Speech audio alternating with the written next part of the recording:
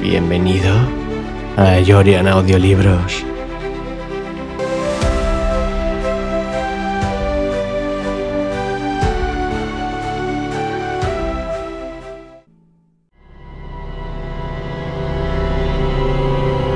El demonio de la perversidad.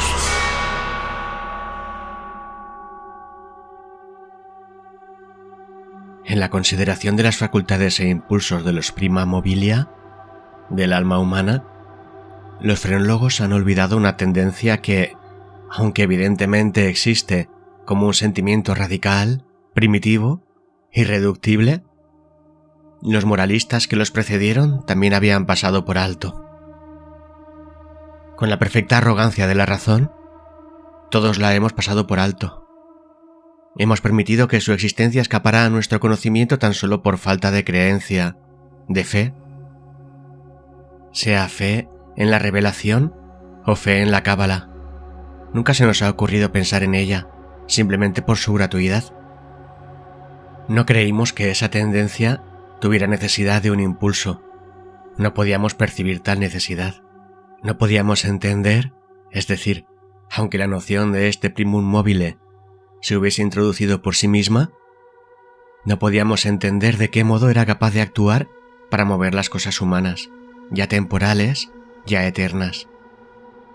No es posible negar que la frenología, y en gran medida toda la metafísica, han sido elaboradas a priori.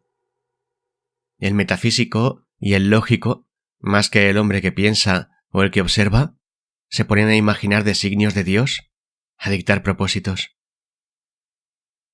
Habiendo sondeado de esta manera a gusto las intenciones de Jehová, construyen sobre las intenciones sus innumerables sistemas mentales.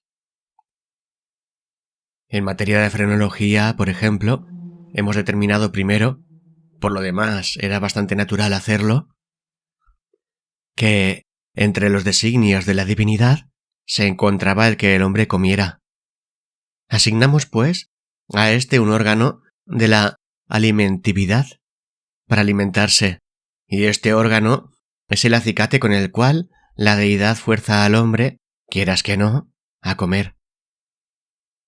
En segundo lugar, habiendo decidido que la voluntad de Dios quiere que el hombre propague la especie, descubrimos inmediatamente un órgano de la amatividad. Y lo mismo hicimos con la combatividad, la idealidad, la casualidad, la constructividad. En una palabra, todos los órganos que representaran una tendencia, un sentimiento moral o una facultad del puro intelecto. Y en este ordenamiento de los principios de la acción humana, los spurseimistas, con razón o sin ella, en parte o en su totalidad, no han hecho sino seguir en principio los pasos de sus predecesores, deduciendo y estableciendo cada cosa a partir del destino preconcebido del hombre y tomando como fundamento los propósitos de su creador. Hubiera sido más prudente, hubiera sido más seguro fundar nuestra clasificación, puesto que debemos hacerla, en lo que el hombre habitual u ocasionalmente hace, y en lo que siempre hace ocasionalmente, al contrario de fundarla en la hipótesis de lo que Dios pretende obligarle a hacer.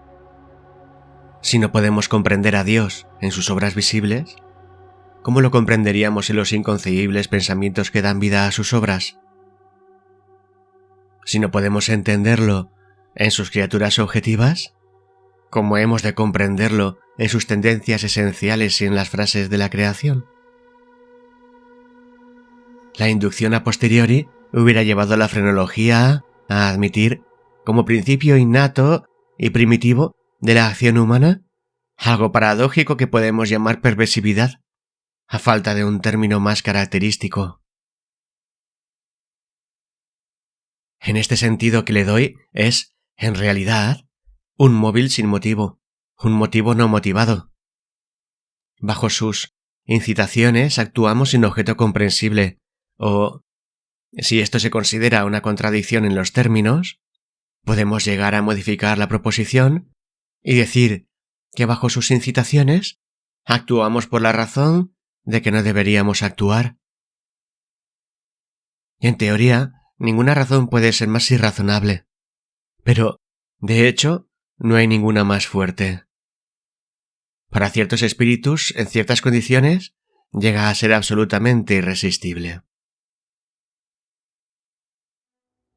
Tan seguro como que respiro, sé que en la seguridad de la equivocación o el error de una acción cualquiera reside con frecuencia la fuerza irresistible, la única que nos impele a su prosecución. Esta inevitable tendencia a hacer el mal por el mal mismo no admitirá análisis o resolución en ulteriores elementos. Es un impulso radical, primitivo, elemental. Se dirá, lo sé, que cuando persistimos en nuestros actos porque sabemos que no deberíamos hacerlo, nuestra conducta no es sino una modificación de la que comúnmente provoca la combatividad de la frenología. Pero una mirada mostrará la falacia de esta idea. La combatividad, a la cual se refiere la frenología, tiene por esencia la necesidad de autodefensa. Es nuestra salvaguardia contra todo daño. Su principio concierne a nuestro bienestar, y así el deseo de estar bien es excitado al mismo tiempo que su desarrollo. Se sigue que el deseo de estar bien debe ser excitado al mismo tiempo por algún principio que será una simple modificación de la combatividad. Pero en el caso de esto, que llamamos perversidad, el deseo de estar bien no solo no se manifiesta, sino que existe un sentimiento fuertemente antagónico. Si se apela al propio corazón, se hallará, después de todo, la mejor réplica a la sofistería que acaba de señalarse. Nadie que consulte con sinceridad su alma y la someta a todas las preguntas estará dispuesto a negar que esa tendencia es absolutamente radical. No es más incomprensible que característica. No hay hombre viviente a quien en algún periodo no lo haya atormentado. Por ejemplo, un vehemente deseo de torturar a su interlocutor con circunloquios. El que habla advierte el desagrado que causa. Tiene toda la intención de agradar. Por lo demás, es breve, preciso y claro. El lenguaje más lacónico y más luminoso lucha por brotar de su boca.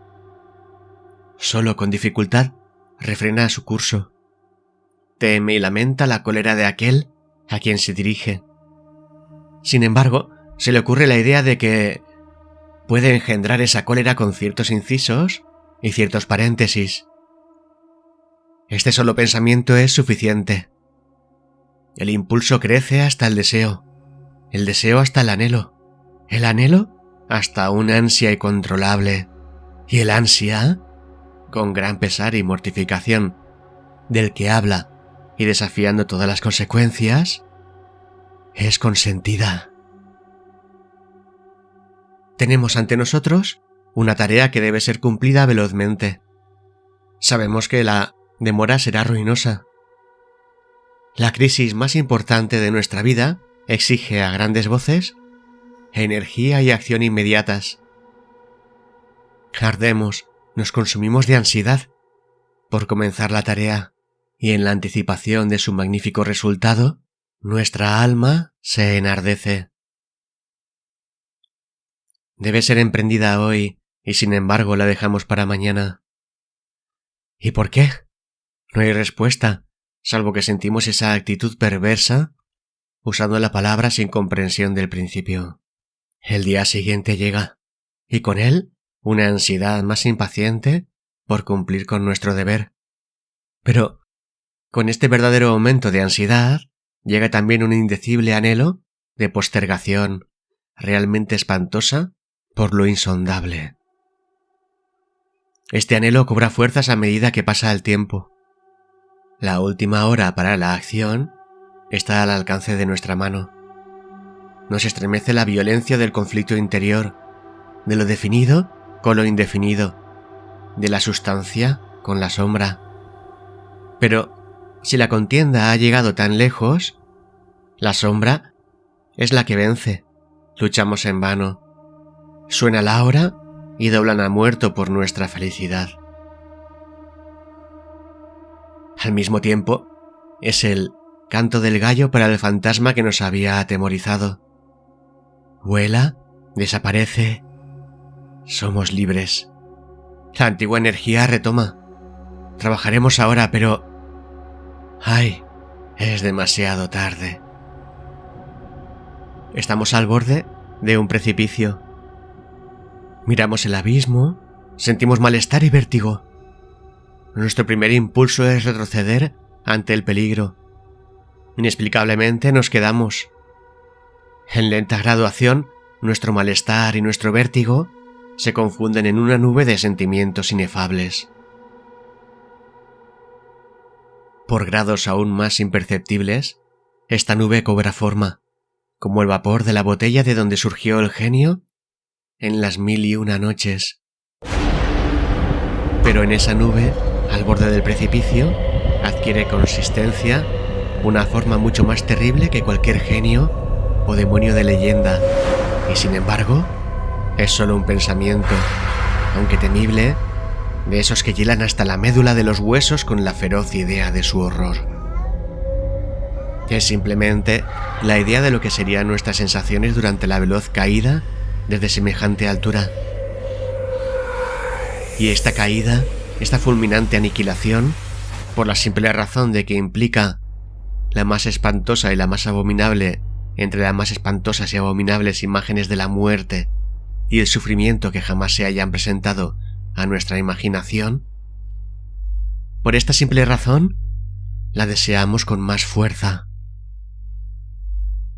Y porque nuestra razón nos aparta violentamente del abismo, por eso nos acercamos a él con más ímpetu. No hay en la naturaleza pasión de una impaciencia tan demoníaca como la que, estremecido al borde del precipicio, piensa arrojarse en él.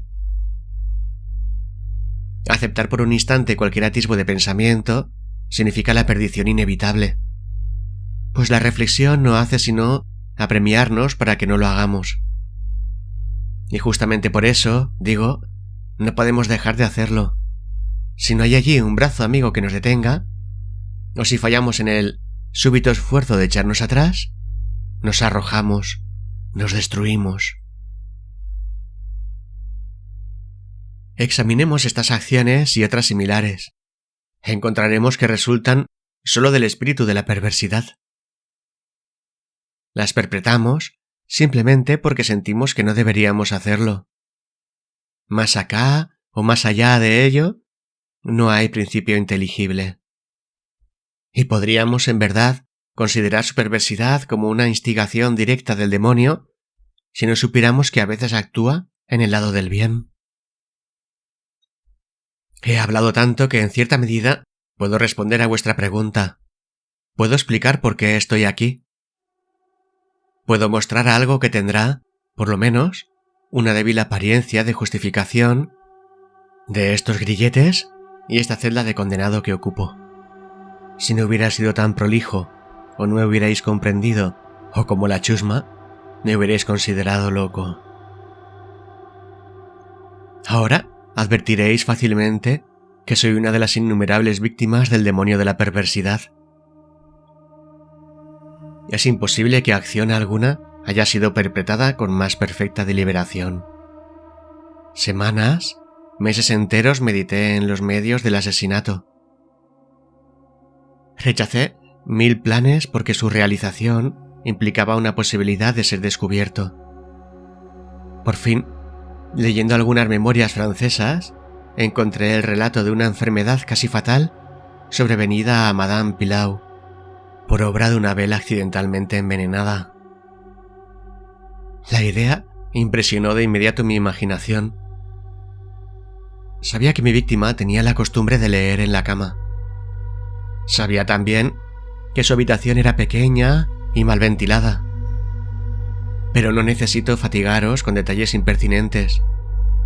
No necesito describir los fáciles artificios mediante los cuales sustituí en el candelabro de su dormitorio la vela que allí encontré por otra de mi fabricación.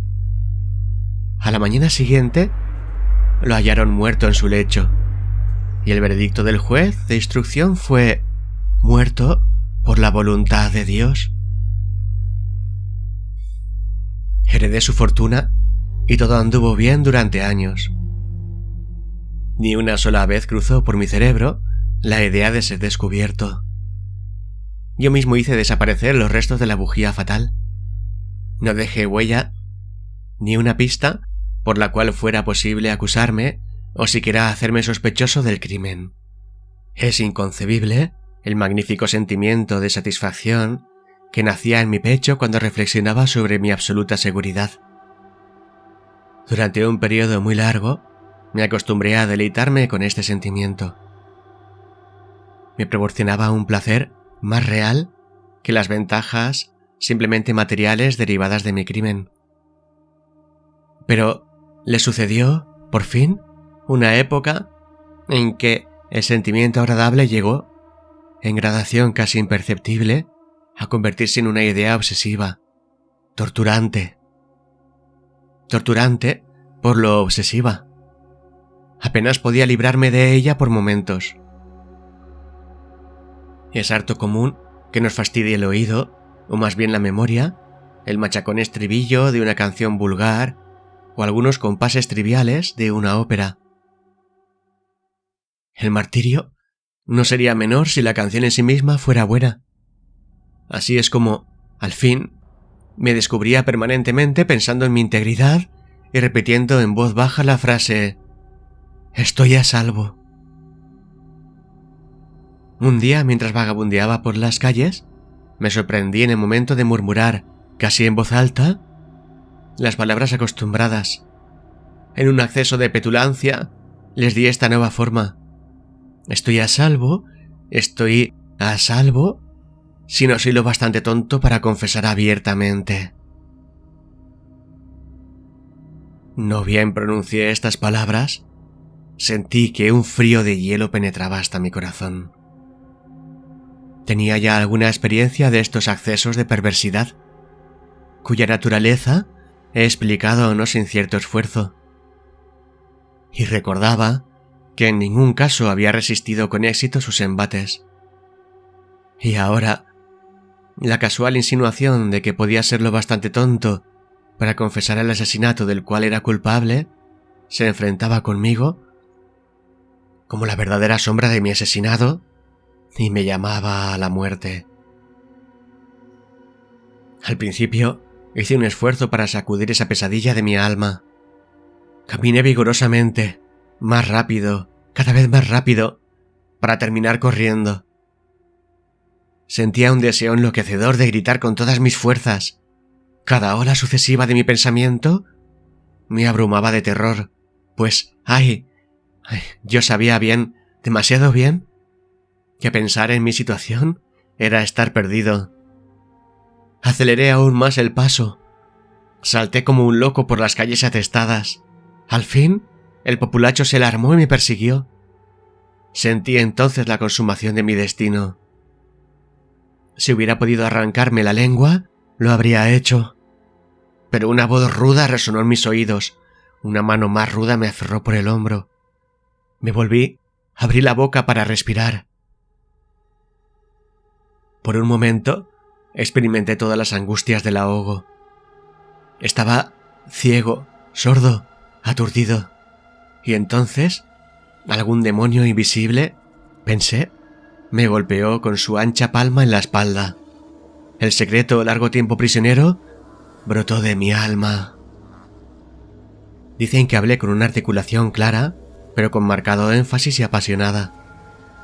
Como si temiera una interrupción antes de concluir las breves, pero densas frases que me entregaban al verdugo y al infierno. Después de relatar todo lo necesario para la plena acusación judicial, caí por tierra desmayado. Pero, ¿para qué diré más?